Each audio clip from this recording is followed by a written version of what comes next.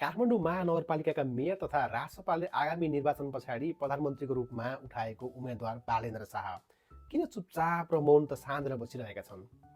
मूर्खहरू धेरै बोल्छन्, अनावश्यक बोल्छन्, तर विद्वानहरू चाहिँ समय आएपछि बोल्छन् र चाहिँदो जवाफ दिन्छन् भने जस्तै बालेन्द्र शाह पनि समय पर्खेर बसिरहेका छन् त? कि त्यो समय अझै पनि नआएको हो त?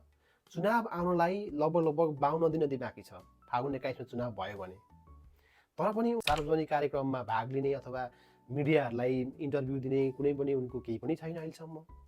उनका सहयोगीलाई पनि बालेन चाहिँ कहिले चुनावी माहौलमा आउँछन् भन्दाखेरि कहाँ बोलाउँछौ त्यहीँ आउँछन् भनेर उनीहरूले उठे जवाफ दिन्छन्। यसको कारण के हुनसक्छ?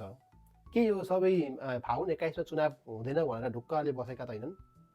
यदि बालेनले भावी प्रधानमन्त्रीको रूपमा चाहिँ आफूलाई स्वीकारिसकेका छन् र अब म चाहिँ भावी प्रधानमन्त्री हुन्छु भनेर उनी लागि पर्छन् भने काठमाडौँको एउटा क्षेत्रमा उनले जितेर हुँदैन। नट इभन राष्ट्रपालले 21को ठाउँमा 42 सिट जितेर पनि हुनेवाला छैन।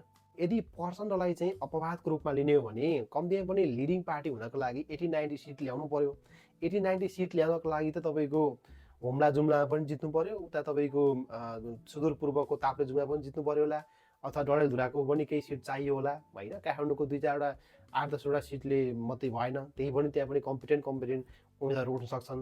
ती माथि कुलमान घिसिङ पनि चाहिँ छुटेर गइसके, उनले पनि अहिले नयाँको भोट काट्लान्। यो चुनाव हुँदैन टाइममा भन्ने थाहा भएर ढुक्कले बसेका त होइनन्। तपाईँलाई के लाग्छ कमेन्ट गर्नुहोस् है।